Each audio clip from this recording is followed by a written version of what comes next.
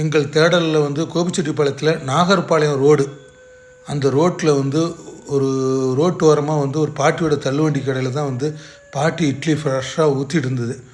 தேங்காய் கட்டி சட்னி, தக்காளி குழம்பு வேறு, ப்ளஸ்ஸு தோசை வேறு ஊற்றிட்டு இருந்தது. இந்த பாட்டி வந்து அவங்களே வீட்லேயே வந்து உரலில் ஆட்டி, அங்கேருந்து பார்த்திங்கன்னா குருமா, தேங்காய் சட்னி எல்லாமே உரலில் ஆட்டி செய்கிறாங்க. இது போக வந்து தினம் வந்து ஒவ்வொரு டைப்பு குழம்பு, ஒரு நாளைக்கு தக்காளி குழம்பு, ஒரு நாளைக்கு காலிஃப்ளவர் குருமா, ஒரு நாளைக்கு வந்து சாம்பார், இது மாதிரி மாற்றி மாற்றி வந்து அவங்க வந்து குழம்பு பண்ணுவாங்களாமா. சரி, ஃபஸ்ட்டு குட்டீஸுங்க வந்து தோசையெல்லாம் சாப்பிட்டாங்க. சரி, இட்லிலாம் வெந்ததுக்கப்புறம் சூடாக வந்து ஒரு பிளேட்டில் வந்து வாழை இலை வச்சு தான் வந்து இட்லி கொடுத்தாங்க. அந்த இட்லிக்கு வந்து கெட்டி சட்னி ப்ளஸ் வந்து தக்காளி குழம்பு. உண்மையிலுமேங்க அந்த பாட்டி கடையில் சாப்பிட்டு பார்த்தேன், அவ்வளோ டேஸ்ட்டாக இருந்தது. எந்த குறையும் சொல்ல முடியாது. இட்லியாக இருக்கட்டும், தோசையாக இருக்கட்டும், சட்னி, தக்காளி குழம்பு சூப்பர்.